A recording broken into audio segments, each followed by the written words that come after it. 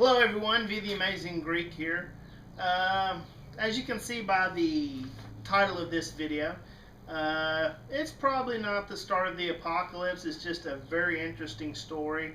One of those stories that in all our zombie books that we read and all that, that's the kind of story you want to look for. It's just odd. Over the holiday weekend, Memorial Day, apparently on Saturday, down in Miami, there was a situation where a man was found eating the face of another man. A young man, his name was Rudy Eugene. He was 31 years old, was found naked eating the face of a homeless man who's not been identified. When the person that found him came across him and flagged down a cop, the witness, his name was Larry Vega. Yeah, that's right. Said that he was eating the guy's face and he flagged down a cop, and the cop told him, said, "Hey, get off the guy, get off the guy," warned him. And when he did that, the guy, and this is the witness's statement, said,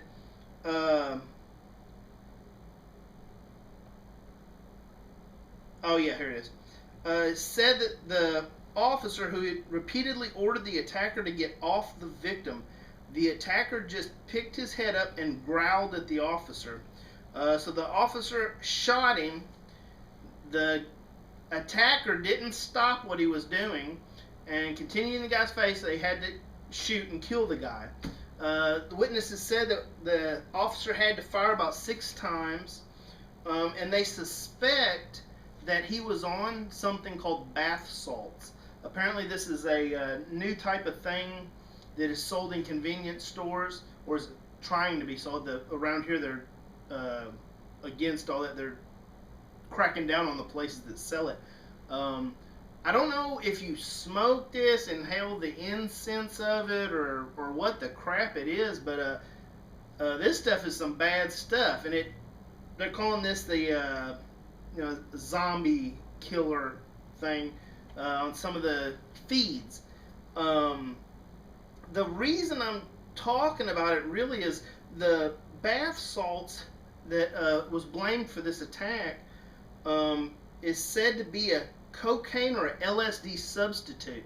And in talking to some people at work today, I found out that in the local news, I say recently, not weeks, but within the last year or so, apparently in our state, Tennessee, a young man, 14 years old, had used this stuff, however you use it, and thought he had something on his face and couldn't get it off, so he cut his own face off and peeled his face off. That is shocking. To be able to do that to yourself, something has to be switched off or something, the pain and all that you're not even feeling. That's crazy. They say the bad thing in this bath salts is something called methadone, with PH, not TH. And that got me to thinking, if the methadone can do that to you, and I'm going to have to do some research on how this substance is used, that to me is like the synopsis of the movie The Crazies. You have one guy attacking another person and acting like an animal, and maybe was stripped naked, maybe was hot or something. I don't know, maybe just fried his brain. I'm not sure what exactly happened there. The other guy is in critical condition as of Saturday, and I look forward to seeing the family come forward of this Rudy Eugene, because when they talked to his uncle, he said that he was a nice and hard-working man. He what did he do for a living? He washed detailed cars at a dealership. So if it comes out, it's like, well, no, Rudy wasn't a drug user. I mean, he wasn't like that or something. Maybe the bath salts is being used for any conspiracy theory people out there, a cover-up or something. I don't know. But like I said again, what got me thinking about the story is the ingredient in that.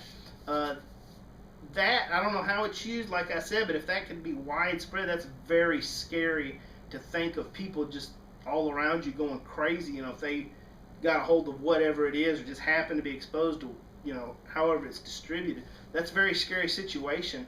And I don't know how long this stuff lasts. I mean, how that would be a complete uh, that'd be some scary shit. So you've probably heard this story. I'm a little late getting on the news feeds on that, but for anyone who hadn't heard it, I found the information on newschannel5.com, our local news thing, but their story leads, I think, like on CNN. They did a live report and stuff. They got some pictures and stuff of the victim and the supposed assailant after they had taken them down and stuff. So it's just something to check out. It's a good story. They say they're still looking for witnesses who saw what exactly happened before the cops got there. You'll get a better understanding. So if you have any more detailed information on this story, I'd love to hear about it. Or if you got any links to some cool stuff related to attacks like this. But just something to think about. It's a lot of people on the comments I noticed that, oh, the Zompox starting in Miami, you know. So, but it will be good to see, like I said, the family come forward. What kind of young man was he? And I would like to kind of keep an eye, you know, other things that are going to happen in Miami coming up. You know, if more people start biting people, you know, hey, who knows? It could be the start. Probably isn't, but just something to keep your eyes and ears open to. I'm V the Amazing Greek, and these are just some of my ramblings, and I thank you for watching. I'll catch you next time.